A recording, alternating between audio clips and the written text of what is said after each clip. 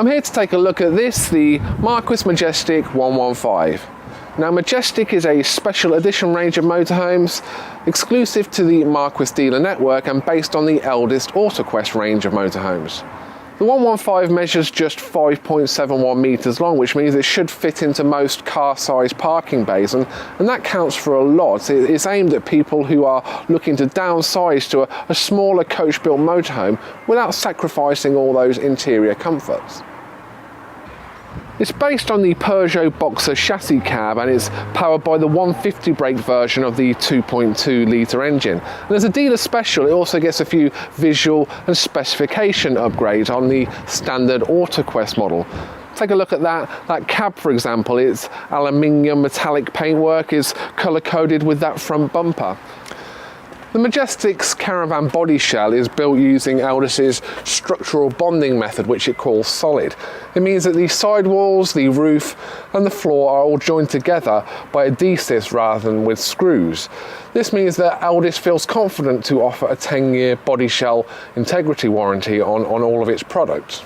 On the off side of the van you'll find the battery box and the hookup point. Further back, rear of the axle, are the drain points for the two fresh and wastewater tanks, and notice that these are larger than in previous years. The fresh water is now 90 litres, the waste 70 litres.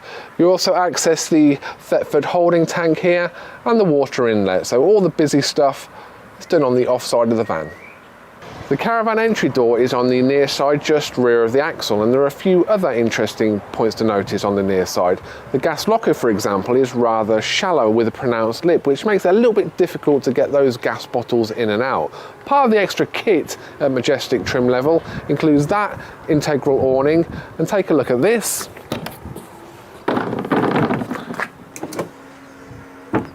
An electric step.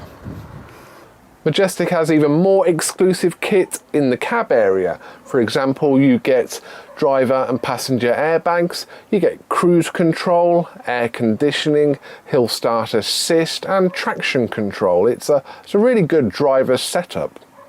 Section drop-in carpets, which are press-studded to floor, make keeping this van really easy. The front lounge area is serviced by a freestanding table which stashes in its own dedicated little spot in the wardrobe when it's not in use. The controls for the whale, space and water heater are also sited in the lounge area too. They've got chunky rotary control knobs and push buttons to make it really easy and intuitive to use. Storage is a little bit tight in the 115, as you would expect from a van of these compact proportions. The space under the sofas can be accessed by this drop down locker flap here, and there's a cargo net underneath. And when it comes to bedtime, simply reach under the sofa base, raise and slide those bases out to meet each other, drop the backrests in, and you have a nice double bed across the width of the van. Workspace in the kitchen in the 115 is a little bit squeezed, but you can conceivably use those glass lids to the hob and to the sink for food preparation. There is also a small extension unit, and you could even use the dresser for chopping and preparing food. Let's take a look at that hob.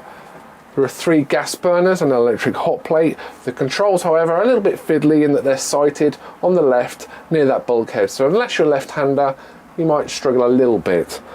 There's a separate grill and oven beneath that hob, and as you can see, a black fronted Dometic fridge. On the left here, next to the entry door, is a microwave oven sited at eye level. I'd prefer to see that a little lower. The tiny corner washroom features some really clever design. There's a swivel head toilet, which is always the best use of space in a van of this size.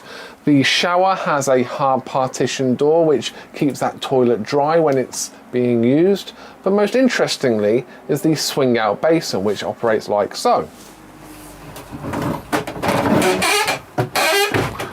That's a real bit of clever space-saving design. The Majestic 115 is very well equipped. Although that extra bundle of kit does nudge the price up towards £41,000, I reckon it's still good value. You've got to bear in mind it buys you things such as heaters for the fresh and wastewater tanks, so this could be used as a motorhome for touring all year round. And also when you take into account the size of the van, this really is a daily driver too. It's a very smart and sensible option for a motor caravanning couple.